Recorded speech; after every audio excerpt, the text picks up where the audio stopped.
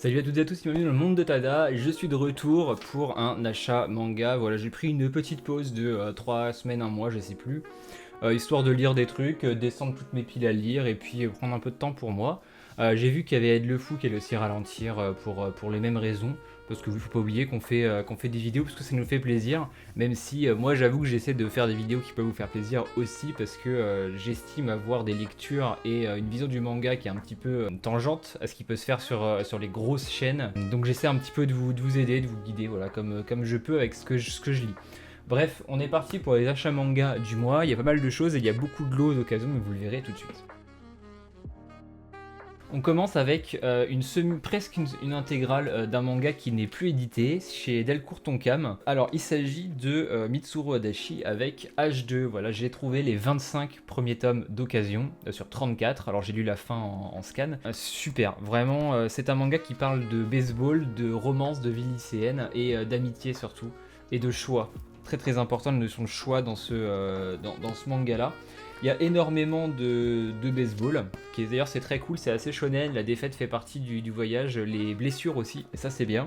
Mais surtout les relations entre les personnages, vous le savez, hein, si vous lisez un peu de Mitsuru Adachi, c'est un sacré délire les relations entre les personnages.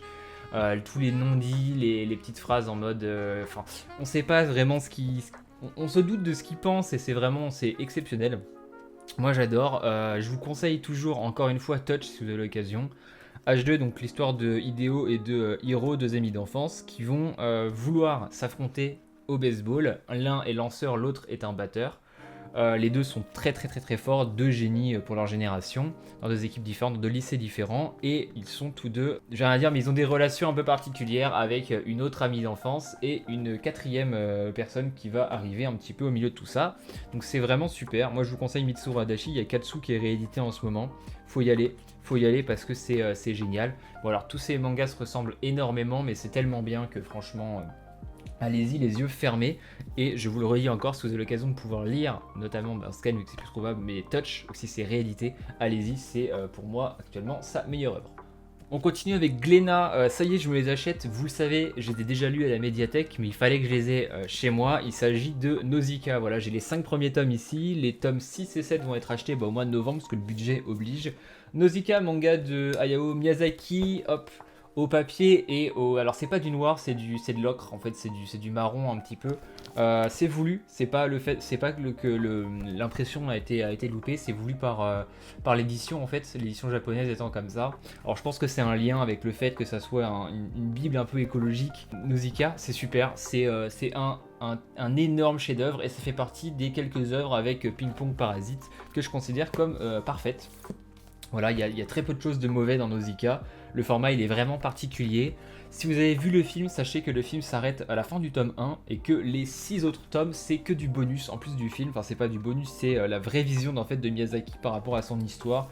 Une histoire politique, une histoire de Messie. Je suis en train de lire Dune en ce moment, enfin, j'ai fini Dune et je suis en train de lire le Messie de Dune. Et je peux pas ne pas penser que Miyazaki n'a pas lu Dune. Voilà, en fait, une fois qu'on a lu Dune, on se rend compte à quel point la science-fiction a été influencé par Dune, ne serait-ce que Star Wars. Donc voilà, Nausicaa, je vous le répète et je le répéterai dans mes top flop lectures. C'est vraiment un manga à lire au moins une fois dans sa vie. Si vous aimez le manga, si vous aimez le médium du manga, si c'est à lire. C'est génial et c'est que 10 € pour combien il y a de pages 100, il y a entre 140 et 200 pages par tome comme ça. C'est du format, alors c'est pas du A4 mais presque, c'est du très grand format et c'est seulement 10 €. Voilà, et c'est pas transparent, etc. Enfin vraiment c'est super, c'est vraiment pas cher. Et Glénat, je me demande vraiment comment ils font entre ça, les Akira, les Blame et tout, pour sortir des bouquins comme ça avec cette qualité pour un prix aussi dérisoire.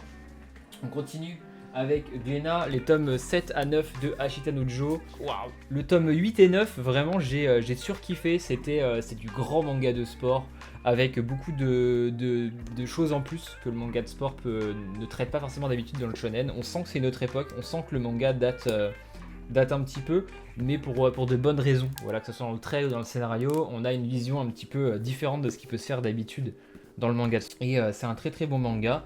Maintenant, trouve qu'il y a quand même des bons gros moments de flottement pas super utiles et moi qui m'éclate pas plus que ça. Mais globalement, voilà, il me reste plus que 4 tomes. Je passe vraiment un bon moment à lire Ashita no Joe. Ensuite, j'ai acheté les 5 premiers tomes de Vertical pour voir si j'avais un problème avec l'escalade ou si c'était juste Ascension qui m'avait pas plu et le Sommet des Dieux qui ne m'avait pas plu. Et bien, même avec l'auteur de Blue Giant, et pourtant Blue Giant, je suis ultra fan, je trouve ça bien. Alors, je trouve personnellement ça mieux que le Sommet des Dieux et Ascension pour plein de raisons qui, moi, me conviennent. Ça sera probablement pas le cas. Je pense que si j'essaie de retirer mon affect pour l'auteur, je pense que le meilleur ça reste le Sommet des Dieux de très très loin. Ascension, j'en ai déjà parlé, mais je trouve que ça ne mérite pas son succès. Voilà, donc Vertical, c'est pas vraiment de l'escalade, c'est plus du sauvetage en montagne, mais on va y retrouver les mêmes thématiques que notamment dans Ascension du Sommet des Dieux. La mort est omniprésente car quasiment à chaque fois la personne est soit morte, soit est vraiment dans la merde. Pas beaucoup d'espoir dans ce manga pour le moment. C'est beaucoup de petites histoires en fait, de petites leçons de vie qui sont un peu partout. Bref, j'en reparlerai. C'est pas non plus la meilleure lecture que j'ai faite et je voudrais pas que la vidéo dure trop longtemps. On continue avec les Akira 4, 5, 6, j'ai plus besoin de présenter Akira, l'œuvre de Katsuhiro Otomo en SF. Je voulais la relire, voir si maintenant que j'ai pris un peu en maturité de lecture, ça me plairait plus que la première fois. La première fois, j'avais trouvé que le tome 4-5 était pas foufou, donc faut que je les relise. Et c'est tout, c'est une petite réflexion que je m'étais faite et il faut que je les ai surtout dans ma collection. J'ai ensuite acheté 2001 Nice Stories de Yukinobu Oshino, évidemment. Alors ça, j'en parlerai sûrement dans les lectures du mois de décembre ou plus. Parce que avant de le lire, je veux revoir et surtout lire les bouquins de Kubrick et de C. Clarke. Parce que en fait, c'est des petites histoires dans l'univers d'eux et je pense que c'est très très important pour lire celui-là d'avoir tout l'univers. Donc en fait, je vais les acheter. Forcément, c'est de la SF. J'aime bien Yukinobu Oshino. J'ai Blue Hole. J'ai lu Kamusabi de lui. J'ai lu Moonlost. Super bien Moonlost. Bref.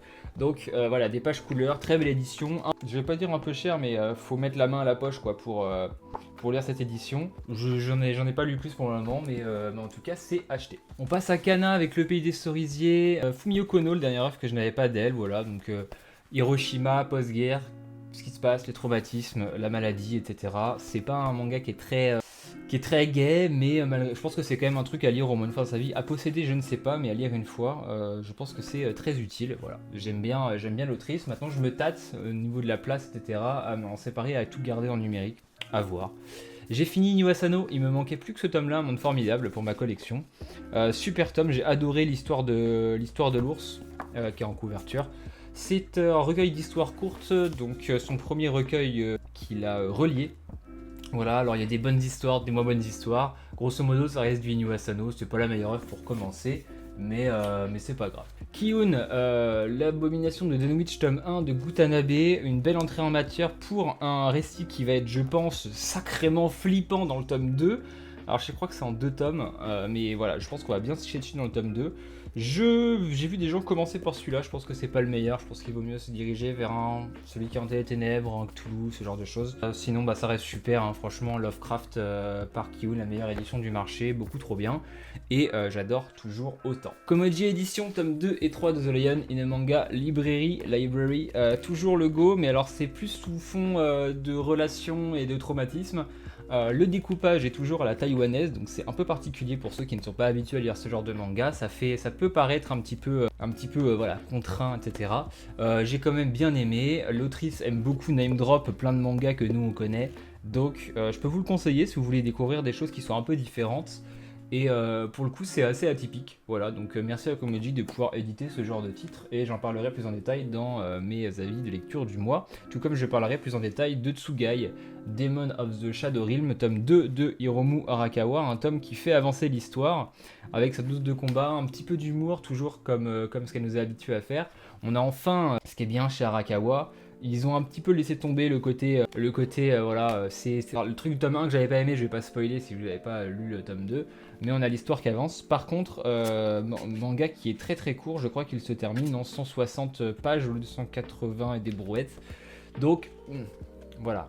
Je sais que voilà, il y a des contraintes, Japon, tout ça, mais ça reste, pour du Arakawa, je trouve que ça reste un peu léger. Et surtout que les mangas vont arriver au tome 4-5, je pense qu'on va prendre un coup dans l'aile au terme de parution. Mais ça reste cool, voilà. À voir la suite, on sait qu'elle est forte pour les univers une fois que c'est agrandi. On passe au L avec Lézard Noir, le Roi des Limbes, tome 2. J'ai bien aimé ce tome. On ressent un peu plus le côté, je vais pas dire Josei, mais on ressent que c'est une autrice, je crois, et on commence à ressentir un petit peu les relents de ce qu'elle faisait avant. On est beaucoup plus sur l'aspect psychologique des personnages dans ce tome-là. Et pourquoi est-ce qu'ils sont là, quel est leur vrai but. On n'a pas vraiment l'histoire qui avance, mais là c'est vraiment comprendre pourquoi les personnages sont ici et quel est eux leur but, leur principe, leur valeur pour la suite de l'histoire qui je pense va être très très bien. J'aime toujours, très hâte d'avoir la suite et toujours ces couvertures je trouve bizarres mais bon c'est comme ça parce que c'est l'édition japonaise qui veut ça. Mais en tout cas c'est très sympa donc je vous conseille vraiment de vous procurer si vous avez l'occasion. On continue avec du manga chez Le Lombard, du manga italien. Frontière, tome 2 de Frontière. On est sur c'est bien, voilà, j'en avais déjà parlé. On a une tempête qui arrive, qui transforme les gens en vivants, je crois, dans un Far West un petit peu dark fantasy. On a des gens avec des pouvoirs, on est un petit peu à la Suicide Squad, c'est un petit peu la Suicide Squad version Far West, si vous voulez. C'est cool, le trait est super vif, il y a beaucoup de combats dans ce tome-là. L'histoire avance énormément, on sait enfin qui est le méchant, on commence à comprendre pourquoi il fait ça et pourquoi eux sont là et pourquoi eux acceptent de faire tout ça.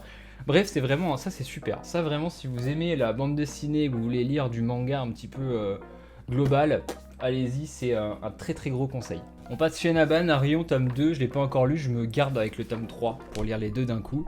Mais vu comment j'avais aimé, je pense que je ne serais pas déçu. Voilà, c'est toujours par l'auteur de Gundam, le dessinateur de Gundam.